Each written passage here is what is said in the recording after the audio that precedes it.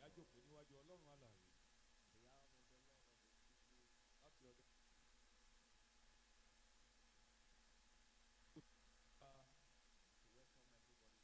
fẹ́ kí gbogbo ènìyàn káàbọ̀ padà sí ilé ìsìn àkọ́kọ́ ọjọ́ ìsinmi àkọ́kọ́ ní abala kejì ti ọdún yìí. Ìgbàgbọ́ ní pé láìpẹ́ jọjọ lọ́run yóò bẹ ayé kọ̀ọ̀kan wò lórúkọ Jésù. Gbèlè ẹ̀rú nínú ìwé orin Dáfídì orí ogójì ẹsẹ̀ kìíní sí ìkẹta. Ìpè àfi ìdí rẹ̀ múlẹ̀ apá kejì. Thou shalt be established, but still. A ó fi ìdí rẹ̀ múlẹ̀ apá kejì. I waited patiently for the Lord, and he inclined unto me, heard my cry, and brought me up out of horrible pit, out of miry clay, and set my feet upon a rock, and established my goings. And he had put a new song in my mouth, even praise unto our God. Many shall see it and fear, and shall trust in the Lord. Praise the Lord. Ẹ̀yin Olúwa. Thou shalt be established, but two. A ó fi ìdí yín múlẹ̀ apá kejì. Second Chronicles chapter 20 verse 20. Króníkù kejì orí ogún ẹsẹ̀ ogún. Jehoshaphat told the people of God, Jòsáfátì sọ fún àwọn ènìyàn Ọlọ́run. believe the Lord thy God, Gba Olúwa Ọlọ́run rẹ gbọ́. shall be established. A ó sì fi ìdí rẹ̀ múlẹ̀. Believe his prophets, Gba wòlíì rẹ̀ gbọ́. thou shalt prosper. Wo yóò sì ṣe rere. You are watching us online, probably Facebook. Bá ń I wà want us lórí to ẹ̀rọ help us to àgbàgbé share báyìí. because within few minutes, God is sending a word to you. Láìpẹ́ jọjọ Ọlọ́run yóò fi ọ̀rọ̀ kọjá ránṣẹ́ sí wa. Send a word unto Jacob and his lighting upon Israel. Ó rán ọ̀rọ̀ rẹ̀ sí Jákọ́bù ó sì di ìmọ́lẹ̀ sórí Ísírẹ́lì. The psalmist says, I will wait patiently for the Lord. Níwèé orin Sáàmù wípé èmi yóò dúró di Ọlọ́run. And incline unto me at my cry. Ó sì gbọ́ igbe mi. Now, if there is any prayer you have been praying for a long time, Bàbá ní irú àdúrà tó ti ń gbà fún ọ̀pọ̀lọpọ̀ ìgbà. you have been trusting God faithfully and answers are yet to Tó come. ti ń gba Ọlọ́run gbọ́ pẹ̀lú ìgbàgbọ́ tí èsì ò tíì dé. Like to tell you, Inú mi dùn láti sọ fún ọ. God make all things beautiful in his own time. Ọlọ́run mú kí ohun gbogbo kó rẹwà ní àkókò rẹ̀. God will answer you. Ọlọ́run yóò gbọ́ ọ. Àmín. Maybe I should throw us back to the testimonies of Thursday. Bóyá kí n dá a padà sẹ́yìn díẹ̀ ká nípa ẹ̀rí tó ń jẹ́ níbí ní ọjọ́ Àlàmísì.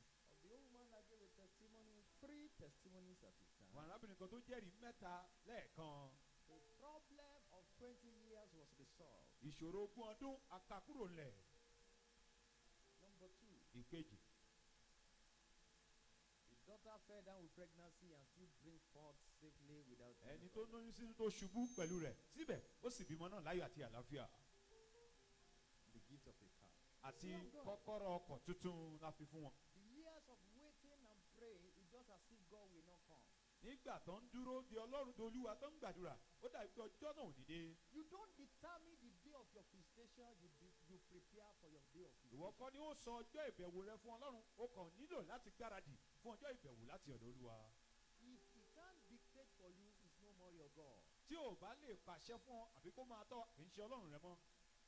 God know what is going around the world now and around our life. Ọlọ́run mọ ohun tó ń ṣẹlẹ̀ káàkiri àgbáyé báyìí àti ayé wa kan fúnra wa. So I see some of us, you are unstable, you have tried so many things and things are not working. Òrùkọ ọ̀pọ̀lọpọ̀ akàndà bíi ẹni tí afẹ́fẹ́ ń gé kiri ni a ti gbìyànjú oríṣiríṣi ohunkóhun kò ṣẹlẹ̀ ohunkóhun ò ṣẹlẹ̀. Prayed severally on certain things and answers has not Ó come. ti gbàdúrà lórí ìṣòro kan náà síbẹ̀ èsì ò tíì wá. You have tried so many business and it seems it's failing. Ó ti gbìyànjú onírúurú okòwò láti ṣe síbẹ̀ ó dàbí pé ìjákulẹ̀ ló ń bá pàdé. You have prayed severally for direction and those things that seems is what God wants you to do, you are trying it and it's failing. Ó ti gbàdúrà fún ìtọ́ni ohun tó dàpọ̀ Ọlọ́run kò ṣe kàn ń gbìyànjú láti ṣe síbẹ̀ ó tí ì nọ́nà àbáyọ. Probably you are trusting God for the fruit of the womb and you have done everything the prophet or the men of God asked you to do and answers are not coming. Bóyá òun gbọ́ Ọlọ́run gbọ́ fún èso tinú ó ti ṣe ohun gbogbo tí wòlíì sọ fún ọ kó o ṣe síbẹ̀ èsì ò Just tíì as wá. if your heart is shifting. Wọ́n dà pé ọkàn rẹ ti fẹ́ máa sún díẹ̀díẹ̀. You try to begin to try so many things. Bóyá máa gbìyànjú láti máa ṣe ohun mìíràn. You have tried the concoction, that's agbo. ó ti gba ti àgbo èyí tó ń gbé wá fún ọ. Introduce natural herb. Wọ́n ti sọ̀rọ̀ nípa ti àwọn ewé ti egbò àti egbò. Told you there's a man there and they gave you water. They Wọ́n ti give sọ pé ọkùnrin kan wà níbì kan wọ́n ti fún ọ ní omi. and it's not working. Síbẹ̀ kò sọ́nà àbáyọ. Try several relationships Ó ti lè gbìyànjú onírúurú ìbáṣepọ̀ and it's failing. tó ń jákulẹ̀. I am sent to you. A rán mi sí ọ láàárọ̀ yìí. Thou shalt be established. A ó fi ìdí rẹ múlẹ̀. Àmín. Probably in your office, a lot of problems are happening, and some people are just roaring. They are just roaring lion. They are not the lion of the tribe of Judah. Bóyá níbi iṣẹ́ rẹ onírúurú ló ń ṣẹlẹ̀ ṣùgbọ́n àbá àwọn kan ń búra múramù ṣùgbọ́n wọ́n ń ṣe kìnìún ẹ̀yà Júdà gangan. God asked me to tell you, Ọlọ́run ní sọ fún ọ. thou shalt be established. A ó fi ìdí rẹ múlẹ̀. Àmín. The psalmist says, Oníwèé Sáàmù sọ wípé he established me, I going. ó fi ẹsẹ̀ mi lélẹ̀ ní ìrìn àjò náà. He set my feet on the rock. Ó wá fi ẹsẹ̀ mi kalẹ̀ sórí àpáta. The meaning is that you are not going to step on the slippery place again. Ìtumọ̀ ẹ̀ ni pé o ò ní máa rìn níbi tó ń yọ̀. You are not going to fail nor fall again. Túmọ̀ sí pé o ò ní ìjákulẹ̀ o ò dẹ̀ ní ṣubú mọ́. Your walking with God is going to be steady henceforth. Ìrìn rẹ pẹ̀lú Ọlọ́run yóò wá ṣe déédéé láti àkókò yìí lọ. Those things that incapacitate you spiritually is hereby removed. Ohun tó sọ ọ́ di aláìmọ̀ṣe nínú ti ẹ̀mí ni a mú kúrò lọ́nà. I am telling you, Ó ń sọ fún ọ. if you believe what I'm saying, you are going Tó to bá prosper. ohun tí mò ń sọ gbọ́ wàá ṣe rere. God say, Olúwa wípé I am going to establish you. mi ò fi ìdí rẹ múlẹ̀. And I decree, Mo wá pa á láṣẹ. in the Lord, Inú Olúwa you will be established. a ó fi ìdí rẹ múlẹ̀. Àmín. In the church, you will be established. Nínú ilé ìjọsìn náà a ó fi ìdí rẹ múlẹ̀. In your matrimonial home, you will be established. Nínú ìgbéyàwó rẹ a fi ìdí rẹ In múlẹ̀. your career, you will be established. Nínú iṣẹ́ tó yàn láàyò ni a fi ìdí rẹ In your múlẹ̀. finances, you will be established. Ní ti ètò ìṣúná a fi ìdí rẹ múlẹ̀. Àmín. All ramification of life, Ní gbogbo ojú ọ̀nà ayé pátá. you will be established. A ó fi ìdí rẹ múlẹ̀. Àmín. Thank you, Father. Ẹ ṣé bàbá. Probably the fellow people that concerned may be watching us. Bóyá ń tẹ́lẹ̀ kàn bóyá I'd ń like wò to wá share báyìí. this testimony. Mo fẹ́ràn láti sọ ẹ̀rí. Probably earlier this year, Dàpẹ́ ní ìbẹ̀rẹ̀ pẹ̀pẹ̀ ọdún yìí. a woman called me. Arábìnrin kan pe olùṣọ́ àgùntàn. That she was giving my phone. Wọ́n fún wọn ní ẹ̀rọ. Late last year, so I told her to call me January. Wọ́n ní pè mí ní oṣù kìíní o torí ọdún tó kọjá ló pè.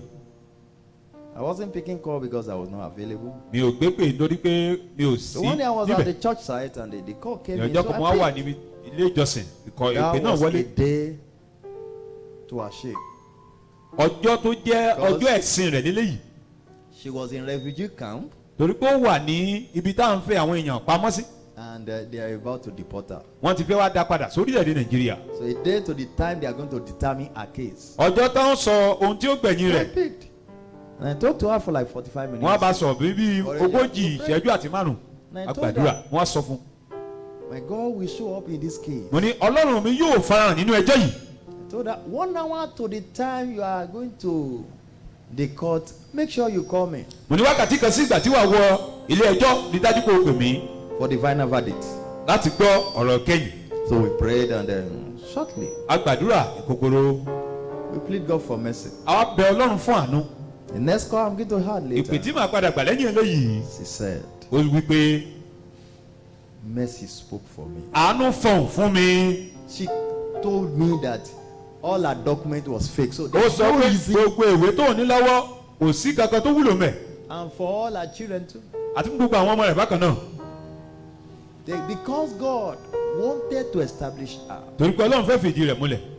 the Lord performed his word. Ọlọ́run wá ṣiṣẹ́ rẹ̀. I don't know the reason why I'm sharing that. Mi ò mọ̀ dídá bí sọ eléyìí. Everything you have done in the time past might be negative. Báwo gbogbo ohun tó ti ń You ṣe might látẹ̀yìn wá have not been doing the right kò thing tọ́ àbí òṣùn tó tọ̀nà that can even allow you to be suffered. tó lè jẹ́ But in the name of the Most gbọ́n High, ní orúkọ ẹni tó ga jùlọ. the Lord will establish you. Ọlọ́run yóò fìdí rẹ̀ múlẹ̀. Àmín. Because mercy will speak for you. Ìgbà ni yóò fọ̀ fún ọ.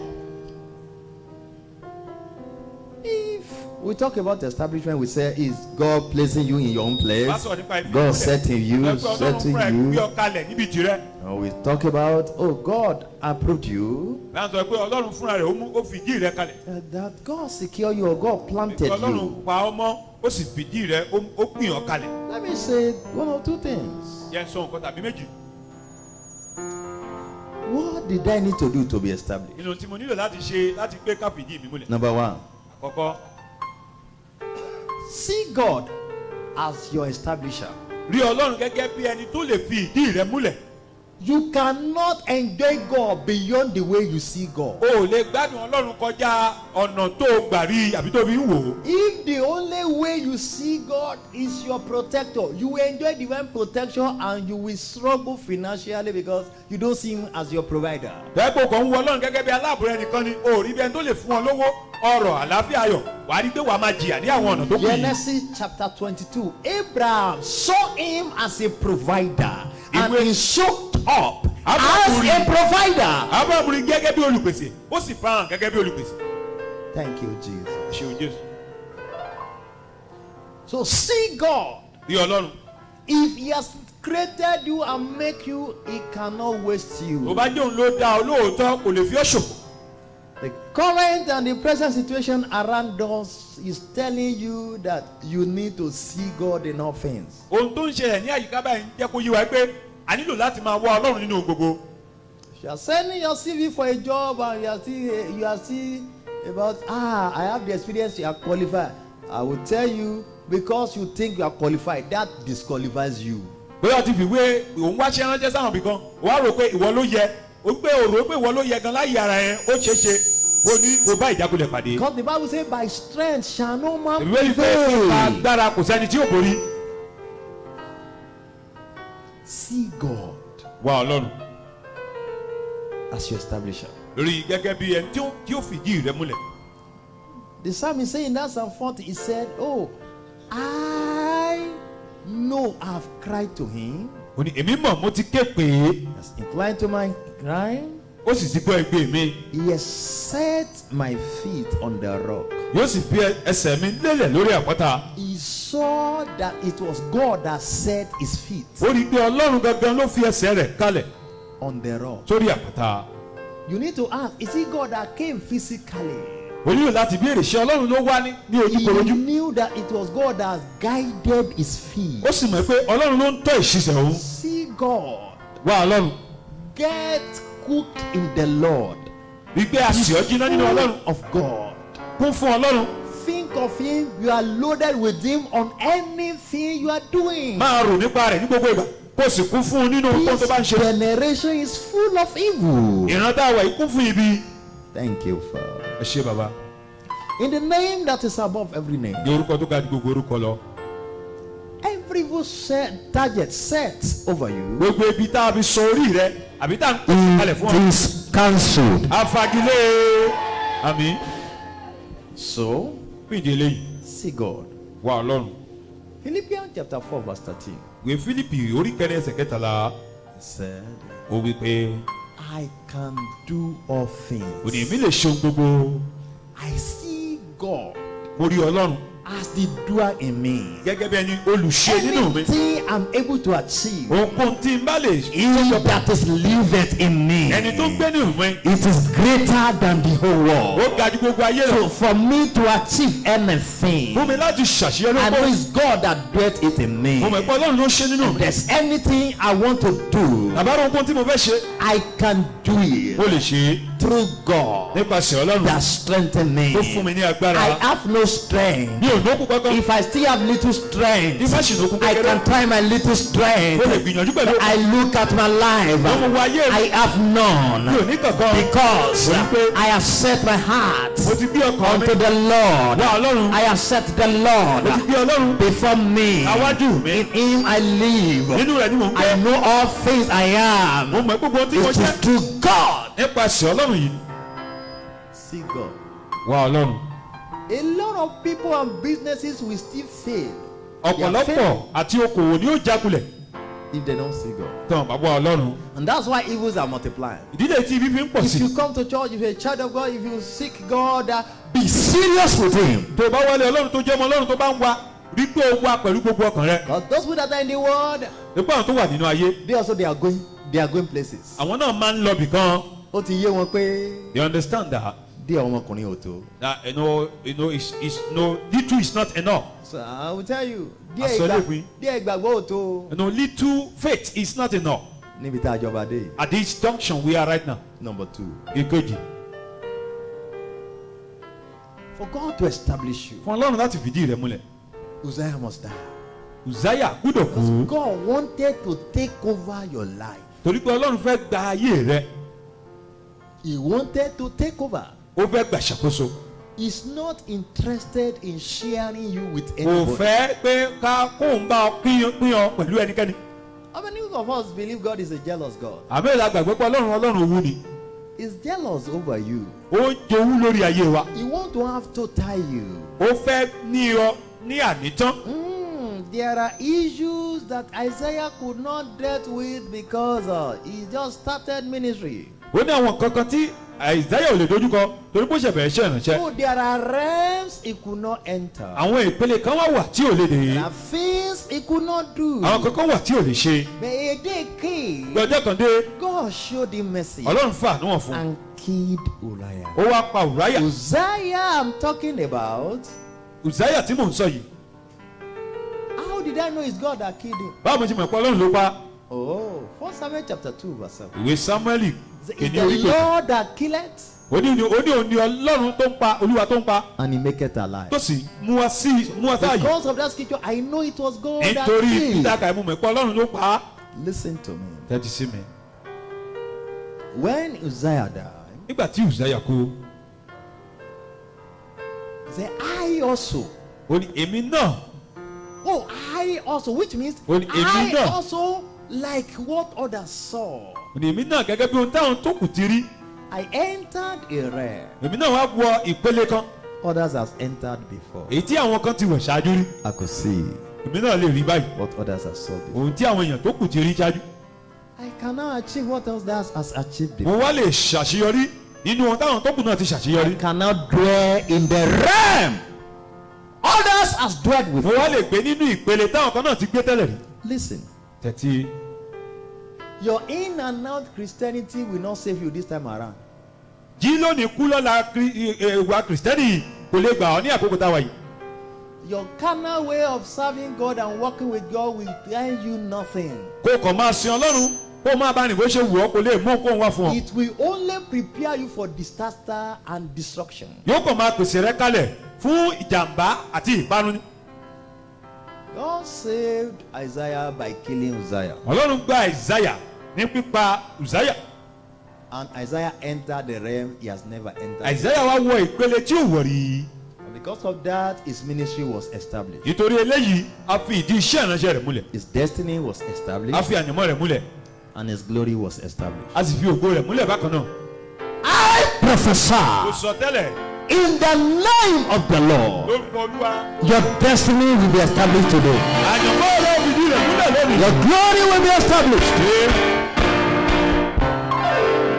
Whatsoever ohunkóhun needed to die tó nílò láti kú for your life to move forward, fún ayé mi àti rẹ láti tẹ̀síwájú. for you to have direct encounter with wọn the láti Most ní High God. ìbápàdé tààrà pẹ̀lú ọlọ́run alààyè. May the Lord keep them kí today. ọlọ́run kó pa wọ́n lónìí. àmín. That sin, full nature must die. ẹ̀ṣẹ̀ ni àti ẹran ara ni ó gbúdọ̀ kú. It will not allow you to enjoy God the way you need to enjoy kò God. ní gbà láàyè láti gbádùn ọlọ́run bóyá kó o ṣe gbádùn rẹ̀. Stop counting years in the church or as a Christian. Count the realms you are moving to from one time to another. má kàn máa ka iye ọdún tó ti wà nílé ìjọsìn ṣùgbọ́n máa ka bó ṣe ń ní ìbápàdé pẹ̀lú rẹ̀ láti ìpele kan sí òmíràn.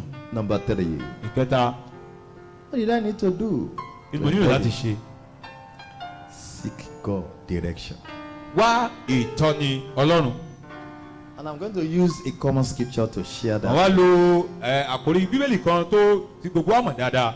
Let's go to Psalm 23 verse 1 to 3. yàwòwe sáàmù orí kẹtàdínlógún. Thank you, Jesus. ẹ ṣé o Jésù.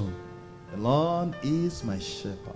Olúwa lolùṣọ́ àgùntàn mi, I shall not want. èmi kì yóò ṣaláì. In the name of the Lord. Ní orúkọ Olúwa. For myself and somebody who can say the loudest amen. Àti fẹ́ẹ́ nìkan tó lè ṣàmì tó ga jù. As from this morning, Láti àárọ̀ yìí lọ. you shall not want. Ẹ ní ṣaláì ní mọ́. Àmín. He said, He maketh me to lie down in green pasture. Ó ní ó mú mi dùbúlẹ̀ ní pápá oko tútù. Now, in God's process of making you, you may pass through pains. Ní ọ̀nà nígbà mìíràn ní ọ̀nà tọ́lọ́run gbà láti mú sọ ọ́ di ohun tó yẹ kó o jẹ́ láyé o lè ní àwọn ìrora kan díẹ̀ And díẹ̀. your pains will lead to gain. If Ṣùgbọ́n it's God ìrora rẹ making you. yóò di èrè fún ọ tó bá jẹ́ pé Ọlọ́run ló ń darí rẹ. He said, He maketh me to lie down in green pasture. Ó ní ó mú mi dùbúlẹ̀ ní pápá oko tútù. He leadeth me beside the still waters.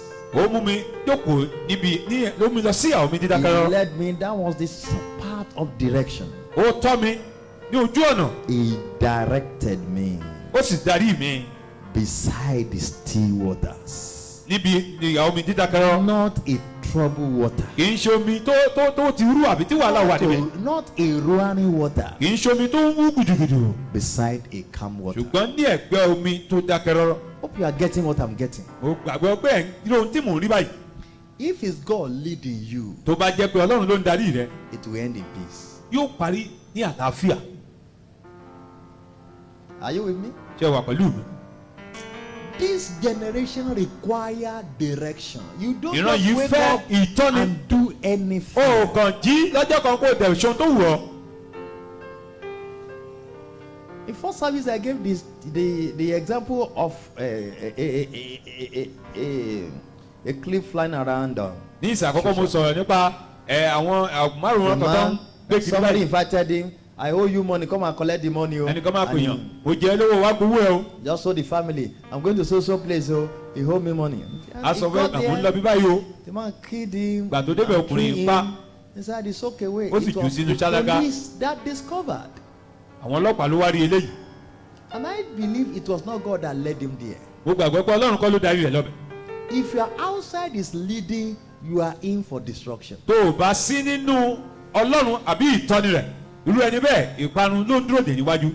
If you go through the danger part and God is not the one leading you, it is just a setup of the enemy to destroy you. They Tó are bá waiting ń in the la future. ọ̀nà tí ò tọ́ kọjá tí ìṣòro wà, tí ò bá jẹ́ pé Ọlọ́run ló ń darí rẹ̀, a jẹ́ pé látọwọ́ ọ̀tá láti pa ọrùn ni.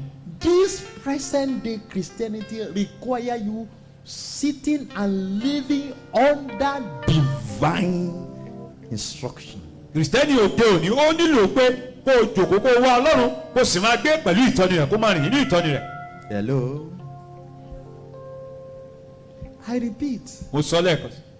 Those of you that just wake up and take your children to any school, Àtàkàn máa jí, Careful. tàdé máa mú ọmọ lọ léèwé tó wù wá, ìjà ṣọ́ra. you wake up, you just take any house you want as rent. Pick O kàn jí, o kàn gba ilé tó wù ọ́, o sì kẹ́rù As you síbẹ̀. wake up, Ṣọ́ra. pick any job. Be careful. O kàn jí, o dẹ̀ mú iṣẹ́ kan. Ṣọ́ra. You will not take a step that will destroy you. Mo gbàdúrà pé ò ní gbé ìgbésẹ̀ tí ó pa There ọrùn. are steps that you take that destroy. There are steps to take that establish you. Àwọn ìgbésẹ̀ kan wà tó máa gbé tí ó mú ìparun lọ́wọ́. Àkọ́ sì wà tí ó mú ìdí rẹ̀ kalẹ̀. I am not saying when I say seek is direction. Tí máa ní kó wá ìtọ́ni rẹ̀. Pray Gbàdúrà ló ń jẹ́ bẹ̀ for direction. fún ìtọ́ni. Fellowship for direction. Bá ní àjọṣepọ̀ tó dánmọ́rán fún ìtọ́ni. A lot of you, the way you seek prophets, you are not seeking God that way. Ọ̀pọ̀lọpọ̀ wa ọ̀nà tá à ń gbà wá wòlíì, àwa Ọlọ́run bẹ́ẹ̀. And we became miracle robbers because you want Àwa di miracle. olè oníṣẹ́ ìyanu. You calm down. Torí pé Take number, fill form before you see the man of God, and you can spend hours, and you can't spend 1 hour in the presence of God alone. láti rí wòlíì, o lè lo wákàtí márùn-ún. Ṣùgbọ́n láti bá Ọlọ́run sọ̀rọ̀ wákàtí kan, ó di ìṣòro. The first thing he do is he make me to lie down, which Oh, means àkọ́kọ́ ni he pé ó make mi me dùbúlẹ̀. to settle down. Ìtumọ̀ ẹ̀ ní pé- Settle your Ó mind with fìdí ìdí God. kalẹ̀. Rí i pé o yanjú ọkàn rẹ jẹ́ kó wà ní ìfọkànbalẹ̀ níwájú Ọlọ́run. Stop in and out of the Má kàn presence máa of God. wọlé máa sá jáde níwájú Ọlọ́run. On Sunday you are in the church, on Friday you are in the club. Ní ọjọ́ ìsinmi, o wà nílé ìjọsìn. Ọjọ́ Jímọ̀, o wà níbi tó ti ń da nǹkan sára. Stop in, settle down. He make me to settle down Ó mú mi in green dùbúlẹ̀ pasture. ní pápá ọkọ̀ tútù. Seek God direction. Wá ìtọ́ni Ọlọ́run. It's one wonderful instruction that testimony I've given before. ó jẹ́ ẹ̀kan nínú ẹ̀rí tó dáa tí mo sọ rí. As at the time when we are coming up to this place, we never knew God is going to settle us here. nígbà tá à ń bọ̀ mi a ò mọ̀ pé ọlọ́run kan yóò fìdí wa kalẹ̀ níbí. We just needed a temporary place for the church to take a off. kàn níbi kan tá a máa lò fúngbà díẹ̀ fún ìjọ láti bẹ̀rẹ̀. But he led us here. ṣùgbọ́n òun ló darí wa wá bí. And there is a land already waiting. ó ti wá fi ilẹ̀ kan pamọ́ fún wa. When he is leading you, he will not waste you. He will defend you. nígbà tó bá ń darí rẹ kò ní fi ẹ́ ṣòfò yóò dúró If tì he's not ọ́. the one leading you, he is not ready to defend tí you. ò bá jẹ́ òun ló ń darí rẹ kò lè gbèjà rẹ já o. What he has not laid the foundation, he will not build it. ohun tí ò fúnra rẹ̀ fi ìpínlẹ̀ rẹ̀ kalẹ̀ kò ní kọ́ ọ. What he didn't start with you, he won't help you to complete. ohun tí ò bẹ̀rẹ̀ pẹ̀lú rẹ kò ní bá ọ parí rẹ̀. Who is your source? ta ni orísun rẹ. Number 3. ìkẹta Is it 3 now? Number 4. ìkẹrin báyìí. Pray your way to establishment. gba àdúrà títí tá ó fi fìdí rẹ kalẹ̀. Everybody look up. gbogbo ènìyàn gbójú sókè. You don't need a prophet to tell you if you are going to be a child of God and a Christian, you know this generation requires serious prayer. o ò nílò wòlíì kan láti sọ fún ọ tó bá máa jẹ́ ọmọ ọlọ́run nítòótọ́ o nílò àdúrà tó gbóná gidigidi. Heartfelt prayer, àdúrà gan tí wọ́n bá mọ̀ ọ́ lọ́kàn. heaven touch prayer. àdúrà tí ó mi ọ̀run tìtì tí ó fọwọ́ kan ọ̀run. Stop wasting your time. kọ̀ láti máa fi àkókò rẹ ṣùn. You are wasting your time when you spend long time in front of your mirror before you make up. And ó ń fi àkókò rẹ ṣòfò tó bá lo àkókò tó pọ̀ níwájú dígì rẹ láti wojú láti kun ojú rẹ. if you are not prayerful, who told you where you are going, you will come back home? ta ló sọ fún ọ tó o bá gbàdúrà rẹ pé ibi tó ń lọ ó padà wálé. During last week, the accident that happened at Alesleye Junction, ìjàmbá kan tó ṣẹlẹ̀ ní aláṣinọ́yẹ lọ́sẹ̀ tó kọjá. pastor's wife was one of the people that died there. ìyàwó olùṣọ́àgùtàn wà lára àwọn tó kú mbẹ̀. That I'm a pastor Ipe- doesn't need to escape evil. mo jẹ́ olùṣọ́àgùtàn kò yẹn sọ pé I don't do what màá I'm bọ́ supposed kúrò to lọ ibi tí n bá ti ṣohun tó yẹ kí n ṣe. do. There are forces that will say you will not be established. àwọn ipá kan wà tó máa sọ pé a ò ní gbà ká fìdí rẹ Once kalẹ̀. you are able to conquer self, once you are able to conquer your Uzziah, ṣùgbọ́n ní kété tó bá ti borí Uzziah àti ẹran ara set out for prayer. tẹ̀síwájú láti gbàdúrà. Set goals for prayer, wá lànà fún òṣùmọ̀ gbàdúrà. times for prayer, fi àwọn àkókò àdúrà kalẹ̀. and be consistent. ó sì rí i pé òun ṣe déédéé. 1 Thessalonians chapter 5 verse 17. ìwé Tẹsalóníkà orí kìíní ẹsẹ̀ karùn-ún. Pray ó ní kó gbàdúrà without ceasing. nígbà gbogbo láìsinmi Anything you are going láìsàárẹ̀. to do should start with prayer ohunkóhun tó bá máa ṣe gbọ́dọ̀ bẹ̀rẹ̀ pẹ̀lú àdúrà. and with prayer. ó sì parí pẹ̀lú àdúrà. Praise your way to establishment. gba àdúrà Thank títí táwọn him fìdí rẹ for kalẹ̀. establishing wàá you. dúpẹ́ nítorí pé ó ti fìdí rẹ kalẹ̀. He has said it. ó sọ You believe it. ó gbà á gbọ́ Praise him for it. yìí fún un. You will see it coming to wá wá manifest. rí yóò wá sí ìmúṣẹ láyé rẹ. Rise up on your feet. dé dúró lórí ẹsẹ̀ rẹ. It's time to praise him àkókò tó láti yìn báyìí. and it's time to pray. àkókò àdúrà ti tó bákan náà. We want to do two things practically among those things we have shared. àbẹ̀ṣọ méjì ní gbangba báyìí láàrin ohun tá a ti sọ yìí. Thank you, Father. ẹ ṣe bàbá. Wave your hands to the Lord. yọ ọwọ́ sí i. Thank you for sending the word of establishment to me. ìpínlẹ̀ tó gbé fífi ọ̀rọ̀ ìwìdí kalẹ̀ ránṣẹ́ Thank sí you, mi. Father. ẹ ṣe bàbá. Thank you because no scheme of man, ìdúpẹ́ nítorí pé kò sí nothing can take me away from agbára you. ènìyàn kan tó lè gbà mí kúrò lọ́wọ́ rẹ. Bless him, bless him. yìí lógo Give him glory. báwo kó padà. Give him honor. Thank you for the power of his word. Thank you, Father. Blessed be your name. Blessed be your name. Blessed be your name. Thank you, Father. Thank you, Father. In Jesus' mighty name, we pray. lórúkọ Jésù tó ní agbára gbàdúrà. 3 prayer points. ó kó àdúrà mẹ́ta. Oh Lord, olúwa give me the right perception of you. fún mi ní òye tó tọ́ nípa I've just told you, mo kàn tiẹ̀ sọ fún wa báyìí. you can't enjoy God beyond the way you see o ò God. lè gbádùn Ọlọ́run kọjá bí o ṣe rí. You see him as the one that can protect you. tó bá rí bẹ́ẹ̀ tó lè ṣàbòbò ọ. You are so confident that is there. ó wá dá lójú pé protecting ó you. wà níbẹ̀ láti dáàbò bò And ọ. you keep seeing his protection. tó sì ń rí ààbò rẹ̀ ní gbogbo ìgbà. You don't see him, but you see the manifestation of his ó word. rí ṣùgbọ́n ó rí iṣẹ́ ọwọ́ rẹ̀. If you see him as your provider, tó bá rí gẹ́gẹ́ bí olùpèsè rẹ̀. you will see strange provisions coming in. wàá wá rí àwọn ìpèsè kan tó ṣàjèjì tí ó máa wọlé wá. If you see him as the one that will give you good sources, tó bá rí pé tí ó fún ọ ní. I want to assure tó you, bá fi dá ọ lójú. you will see good sources wàá rí àṣeyọrí tó dáa tí ó wọlé wá. coming your way. tí ó máa wá sí ojú ọ̀nà rẹ̀. Lift up your two hands to God. ọwọ́ rẹ̀ méjèèjì sókè sí. I want you to cry to God. ìgbà kò ké sí ọlọ́run ní gbogbo. 1 minute and say, Father!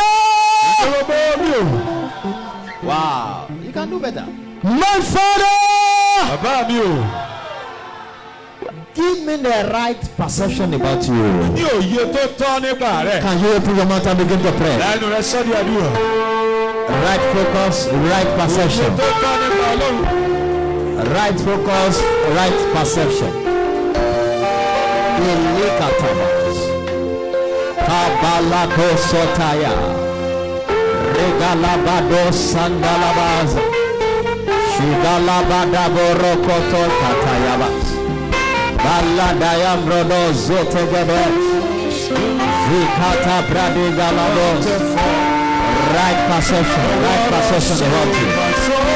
Thank you, Father. In Jesus' mighty name we pray. lórúkọ jésù tó ní I want agbára you to pẹ̀. talk to God and say, Father. wàá sọ pé bàbá. You can better say, my Father. sọ bàbá mi ò. Whatsoever that represents Zion in my life, ohunkóhun tó dúró fún ìsáyà láyé mi. let it die this morning. jẹ́ kó kú láàárọ̀ yìí. Open your mouth and begin to pray. àdúrà. Father, whatsoever that represents Isaiah, let it die.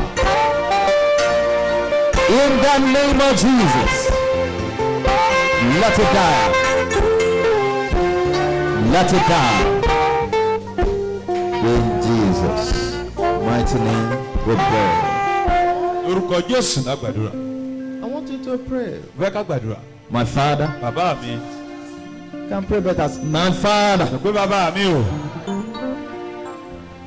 let me enjoy divine direction. jẹ́ kí n gbádùn ìtọ́ni àtòkè wá. It's very, very important. ó ṣe pàtàkì ó ṣe kókó. Say, my Father, bàbá mi ò. let me enjoy divine direction. jẹ́ n gbádùn ìtọ́ni látòkè wá. In the name of Jesus, lórúkọ jésù. let me enjoy divine direction. jẹ́ n gbádùn ìtọ́ni rẹ látòkè wá. Let me enjoy divine direction. jẹ́ n gbádùn ìtọ́ni rẹ látòkè wá. Let me enjoy divine direction. jẹ́ n gbádùn ìtọ́ni látòkè wá. Arusatalaba. Lekota baba boshitaya. Let me enjoy divine direction. Let me enjoy divine direction. Glory be to your name. In Jesus' mighty name, we pray. lórúkọ jésù ní agbára gbàdúrà. Finally, talk to God and say, Father, bá ọlọ́run sọ̀tọ́ pé bàbá establish me today. fi ìdí mi kalẹ̀ lónìí. And you begin to analyze to God those areas you want Him to establish you. wàá bẹ̀ sí ń sọ fún ọlọ́run ọ̀nà tó ti fẹ́ kó fìdí rẹ kalẹ̀. Establish me today. ìdí mi kalẹ̀ lónìí. If you have got married and you have no child, bá ti náya tó tí ì bímọ. you are just married, you are not yet established. bí o àti ìfìdí rẹ múlẹ̀. If you are youth of your marriageable age and bí you o want to jí get ọ̀dọ́ it, tó yẹ kó ti náya bí ọkọ. there are a lot of things you can't do because you don't know where your husband will be settled. tó o lè ṣe.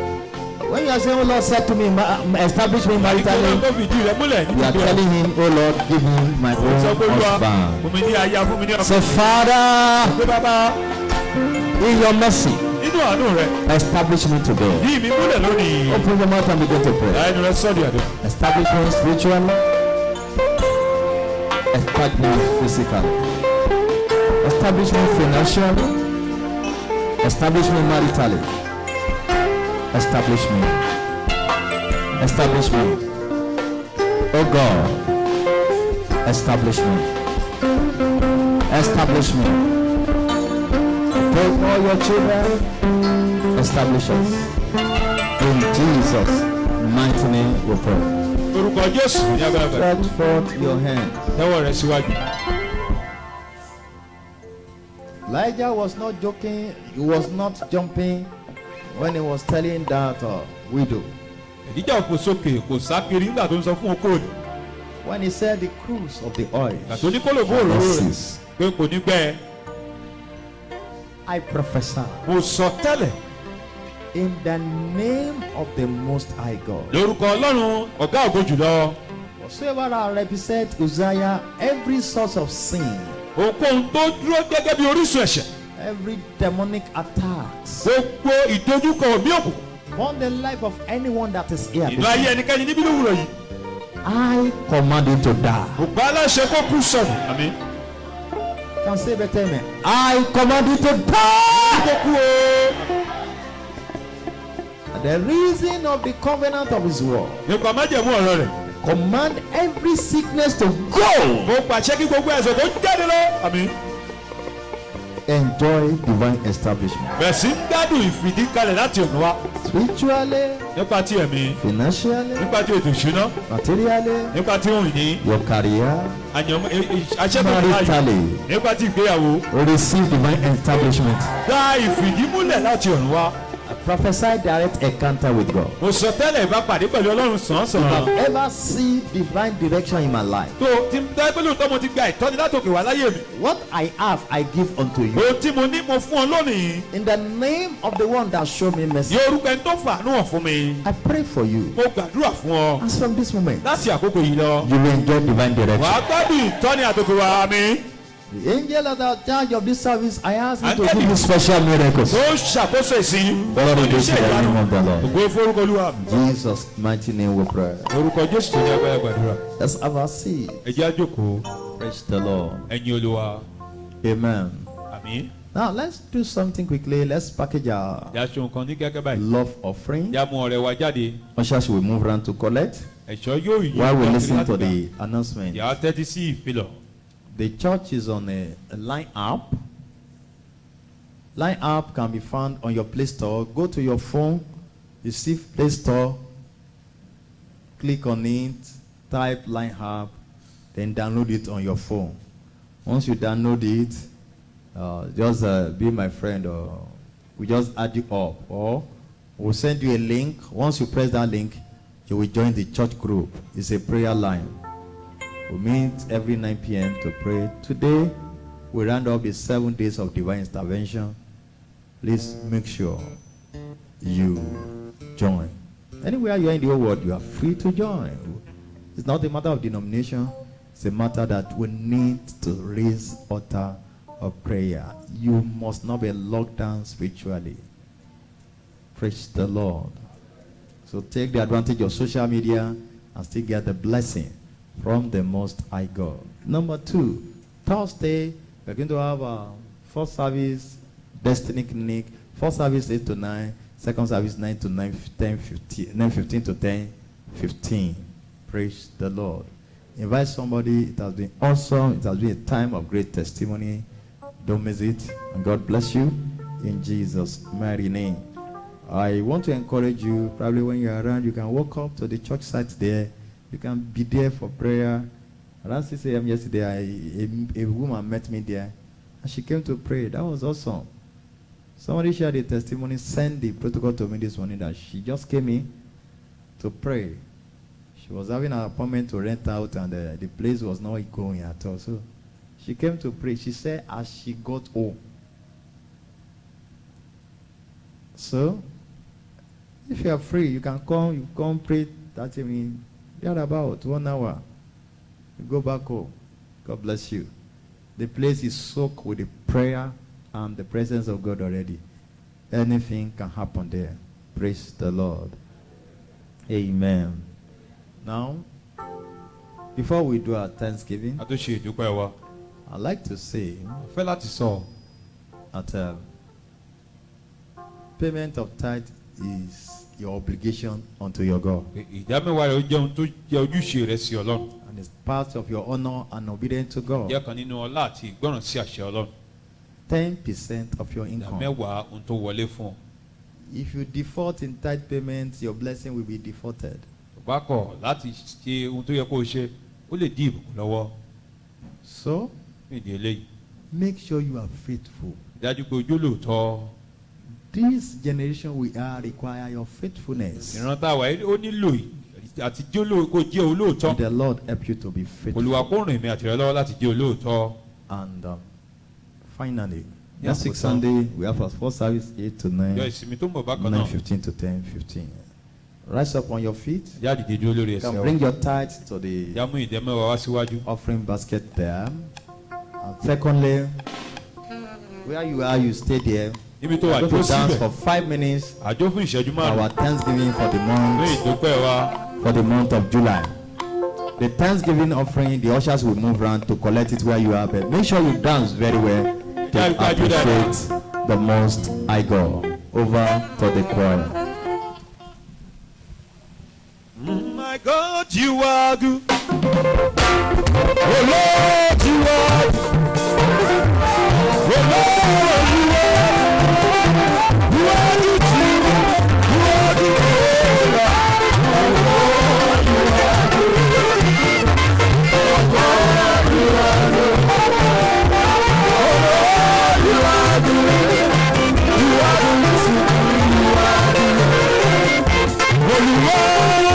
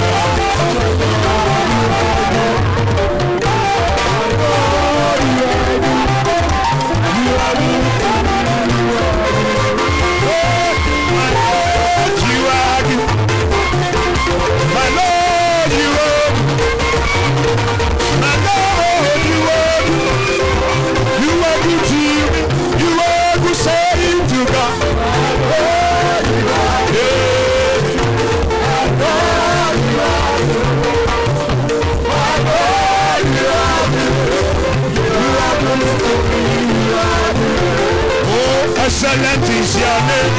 Oh, excellent is the power. Lord, you are wonderful. My Lord, you are excellent. Excellent is your name. Excellent is your name. Jesus.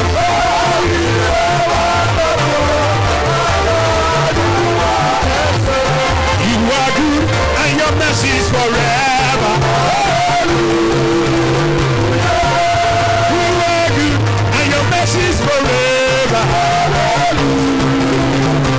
Jesus, you are good and your mercy is forever. In our life and your mercy is forever. Baby, you are good and your mercy is forever. Jesus, you are good and your mercy is forever. Hey, ọba náà ó máa jẹ́.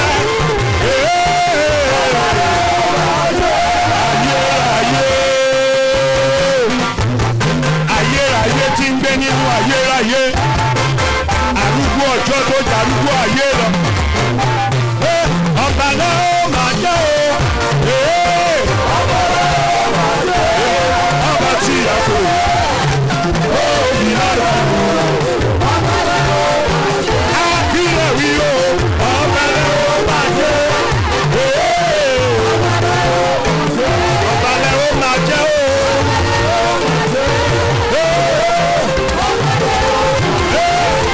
Ọba tí a kò ìyára.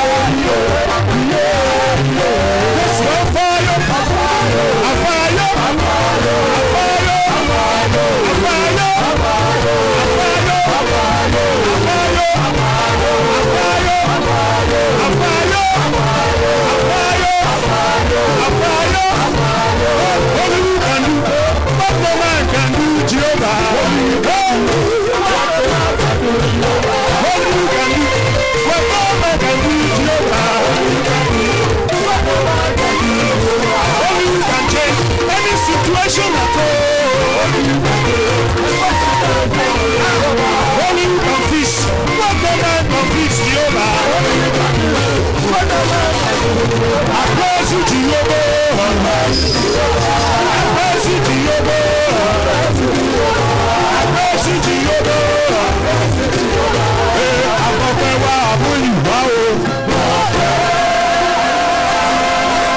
Lift up your two hands and wave it to the Lord. Sókè sọ̀rọ̀. Wave your hands to the Lord. Yọ ọwọ́ rẹ sí i. Worship Him. Just give Him glory. Dágbogbo padà. Thank Him because you know this month as God is going to be with you. Nítorí pé yóò wà pẹ̀lú rẹ lóṣù. No storm shall be able to overtake you. Just thank Him. I know you are going with me this month, Lord. I worship you. No storm shall be able to touch my family. Appreciate Him. Appreciate Him. Thank you, Father. Blessed be your name. Thank Him. Thank Him.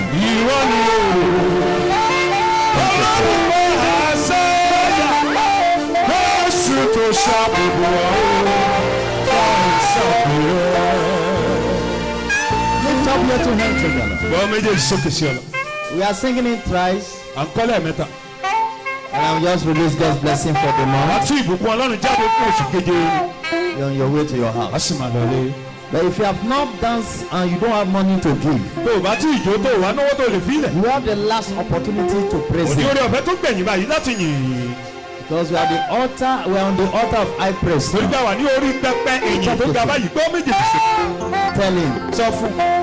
you return all the glory. You better open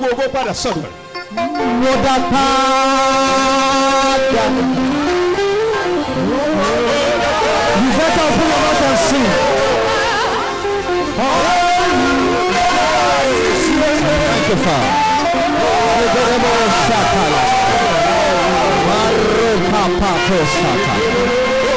We are going second time. Make sure you sing very well. We are going second time now. Don't sing it. You don't need to listen to somebody beside you. As you sing it, I want you to enter the heaven. From the depth of your heart, make sure you return all the glory. Follow so that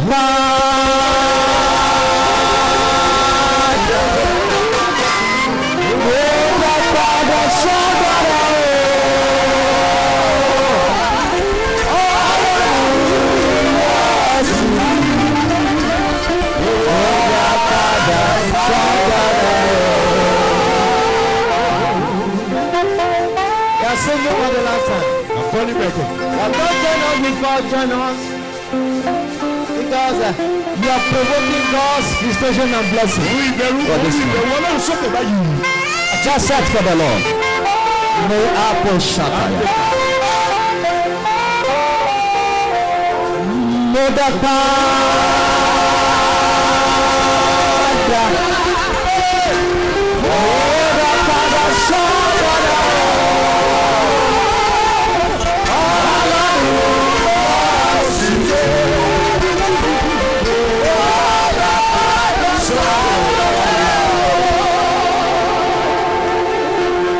Clap your hands. Kaboda shout. Alágbára ló sì ti. Kabalo sata. Ìjìnlẹ̀ bẹ́ẹ̀ ló sì ti. Kabalambrodo sata. Ológun ló sì ti bàbá. Aidabo sata.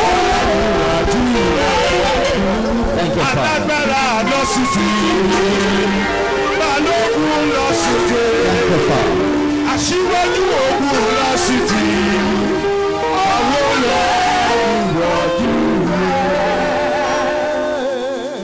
whatsoever that has been diverted away from you.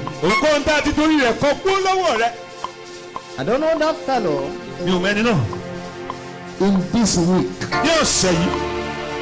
it will come back in haste.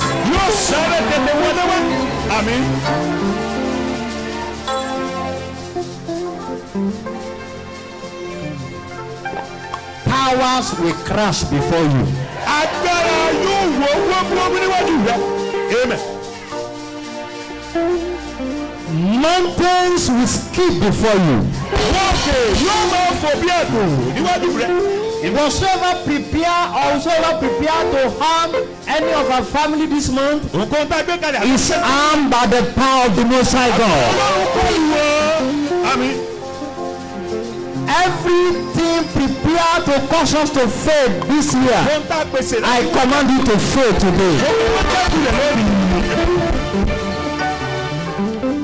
Once I decree you blessed, you are blessed. Lórí bí mo ṣe sọ lórí di alábùkún wo di alábùkún fún. You enjoy divine support. Amen. You are preserved from evil. Glory be to the name of the Lord. Hallelujah. Jesus, mighty name we pray. Amen. Put your hands together for Jesus. Ìyá pàtó ọdún Jésù. I'm glad to announce to you, Inú mi dùn láti kéde fún. month of July Oṣù keje yìí. is month of divine completion. Oṣù àṣepé wa ni. Anything God has started in your life, Ohun tí Ọlọ́run ti bẹ̀rẹ̀ láyé rẹ̀ either you ṣáájú. are aware or you are not Bóyá o mọ̀ aware, àbí o mọ̀. in haste, Ní kánkán. it shall be completed this A month. ó mú wá sí ìparí. Turn to your neighbor and say, Ìṣẹ̀ni tó sure. wà lẹ́gbẹ̀ẹ́ sọ pé ní tòótọ́. Lórí àti àánú. Yóò máa tọ̀ mí lẹ́yìn. Ní ọjọ́ ayé mi gbogbo. Yóò sì máa gbé lójú Ọlọ́run títí láéláé. Before you shout final hallelujah, Ètò kẹ́ hallelujah. I want to encourage you, please make sure you keep safe, wash your hand, maintain good hygiene, Ìpè òun fọwọ́ and òun join us for prayer. Pray than never. If you are praying 1 hour gbàdúrà before, ju ti tẹ́lẹ̀ lọ o. the target is to pray 4 hours this time Báyìí o around. gbúdọ̀ lè máa gba wákàtí mẹ́rin tó bá Pray, jẹ́ wákàtí pray, mẹ́rin. pray, and Gbàdúrà kó pray. sì gbàdúrà. Before prayer is prayer, after prayer is Nínú àdúrà lẹ́yìn àdúrà sì ni. praise the Lord. Ẹ̀yin Olúwa. All workers, Gbogbo òṣìṣẹ́. third Sunday of this month we are having a meeting. Ìpàdé wa If you are Sunday watching me kẹta. online, if you are here, nobody should not be in that meeting. Ministers are meeting next week Sunday after second service. Some of you know that this month shall be the best month. And Jump don't up and pray. shout 2 bigs hallelujah. Hallelujah. Hallelujah. Hallelujah.